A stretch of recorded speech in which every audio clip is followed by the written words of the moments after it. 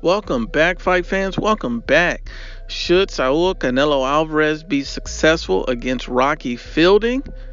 Who will his next opponent be? Let's just break it down. Now, one of the most potential intriguing matchups Saul Canelo Alvarez could end up facing is a Jamal Charlo. I think that'll be a very interesting fight because Jamal Charlo has received such a push from his fan base as to his potential. It would be very interesting to see how he performs against Saul Canelo Alvarez. So to break down the matchup between Canelo Alvarez and Jamal Charlo, let's just break it down like this. I feel that's one of the easier matchups at 160 pounds for Saul Canelo Alvarez for the simple fact that Saul Canelo Alvarez is an elite level counterpuncher.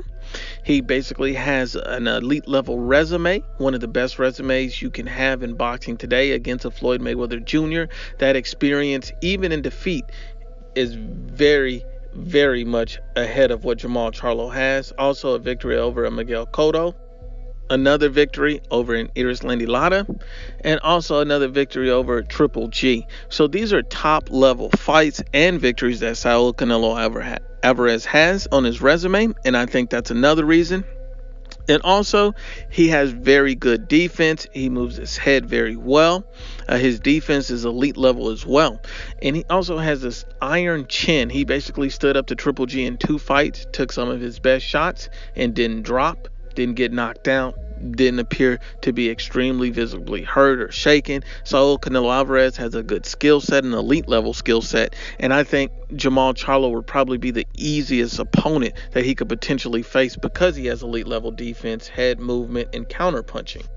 On the reverse end, Jamal Charlo is a big boxer puncher. He has a very strong punch and a very strong jab. But if you look at Jamal Charlo and basically in his totality, when he fought in Austin Trout, he was unable to successfully cut off the ring and stop him.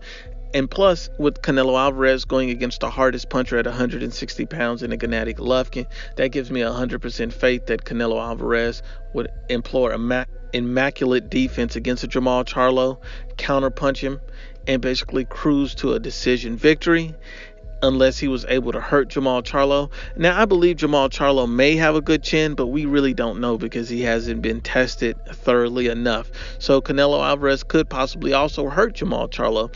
But as of right now, I'm ready to look at that fight as being one of the easiest fights Canelo Alvarez could fight at 160 pounds because of Canelo Alvarez's elite and proven abilities. I believe the toughest matchup at 160 pounds for Saul Canelo Alvarez would be a Daniel Jacobs, who basically has the size of a 168-pound fighter because he's so massive body-wise. He has a very good resume. And if you look at Danny Jacobs, he beat a Sergey Deverenchenko that a lot of people won't give him credit for. And there's a reason a lot of people avoided Sergey Deverenchenko. Even Triple G avoided Sergey Deverenchenko on his way to a second Canelo fight. And the reason for that was because Sergey Deverenchenko is a very dangerous fighter. He has elite level punching power. And yes, he doesn't have the immaculate resume, but anyone who knows boxing knows that Sergey Deverenchenko is a very good and talented fighter. And not only that, he sparred multiple times with Daniel Jacobs being his sparring partner. So he's stepping in not with only a vicious power puncher, but a guy who knows his ins and out very well. I think he performed very well against Sergey Deverenchenko, against a Triple G.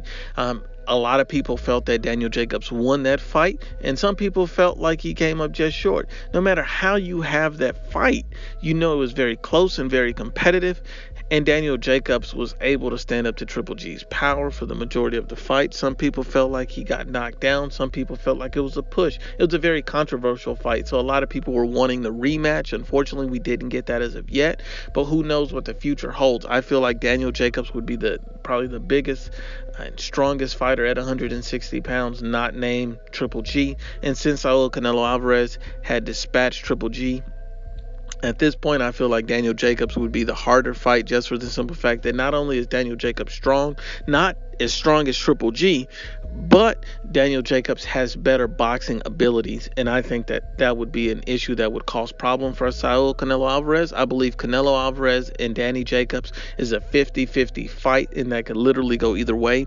because of Canelo Alvarez's elite boxing ability, and because of the fact that Daniel Jacobs can box but also has massive size would make that a more even match. But also the fact that Canelo Alvarez is an elite level counterpuncher. Daniel Jacobs can counterpunch, but he's not elite level like Canelo. So I believe all those intangibles make that a 50-50 fight, and probably the best fight to be made at 160 pounds. As of right now, I believe the Danny Jacobs fight would probably be the easiest one to make, since Canelo Alvarez and Danny Jacobs are both on the zone, and the fact that Danny Jacobs has just won a world title. And so because of those two overwhelming factors, I think he would be the most likely opponent for Saul Canelo Alvarez. And once again, it's the IBFP Unbiased. As always, please share, like, and you must absolutely subscribe.